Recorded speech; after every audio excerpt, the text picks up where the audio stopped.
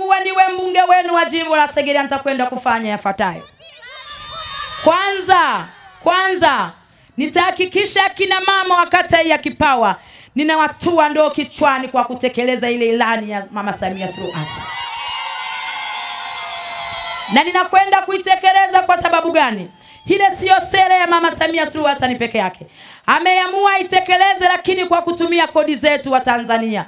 Ni jukumu langu mimi kama mbunge kusimama kuhakikisha mama zangu wa Kipawa ninawatua ndoo kichwani, ili muda mnaotumia kwenda kuchota maji mkautumie kulea familia zenu na kudemesha ndoa zenu, ndugu zangu wa Kipawa.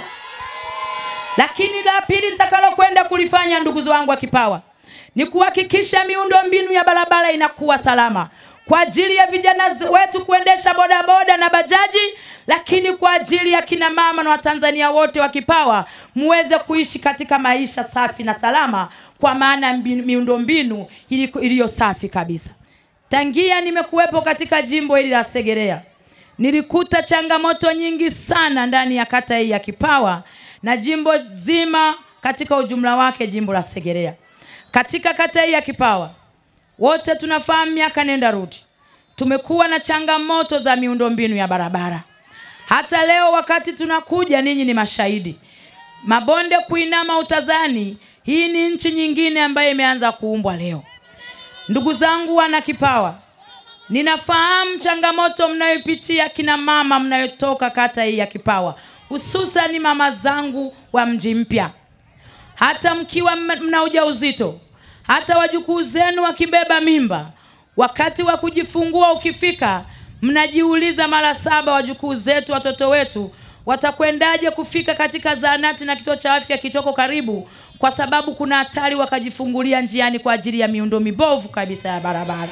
Lakini la tatu ambalo nitakwenda kulifanya, ndugu zangu, ni kwenda kupinga kabisa sheria mbovu iliyotungwa na halmashauri inayosema kwamba kila mtu mmoja anayepanga chumba kimoja, hata kama mko kwenye nyumba yenye vyumba 10 na kila mmoja amepanga chumba kimoja, eti mnaambiwa kila chumba kitoe shilingi 2,500 mpaka 3,000 kwa ajili ya kuzoa taka. Nitakachokwenda kukifanya, ndugu zangu, nitakwenda kupeleka mswada binafsi bungeni.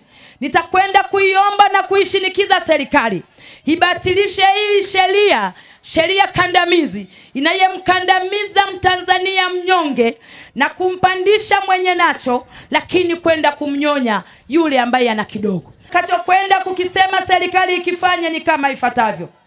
Sheria iseme kama ifuatavyo: kama wapangaji mnapanga kwenye nyumba moja, hata kama ni vyumba 100, lakini kila chumba kuna mtu mmoja, yani wewe umepanga chumba kimoja ndani ya vyumba 10, ile shilingi 3,000 waigawane kwa vyumba 10, ihesabike ni kaya moja, hata kama mnalipa shilingi 100. Mmeipata hiyo? Lakini upande wa elimu, ndugu zangu wa Kipawa, kwa ajili ya muda naomba niseme, akina mama na akina baba wote ambao Biblia pamoja na Qur'ani inasema enendeni mkazae mkaijaze nchi, si ndio? Ni mpango wa Mwenyezi Mungu sisi kuzaa, si ndio?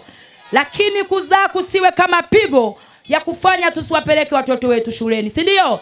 Ndio maana sera ya serikali inasema kwamba elimu ni bure kuanzia darasa la 1 mpaka form 4.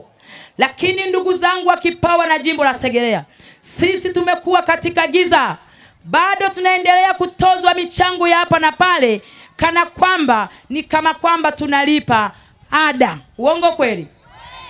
Tozo zote hizo na michango yote, nikisha kuwa mbunge na huyu akawa diwani, na waambieni ndugu zangu wa Kipawa, ndani ya siku 100 za ubunge wangu tutakwenda kukomesha, hakutakuwepo na michango yoyote katika maisha.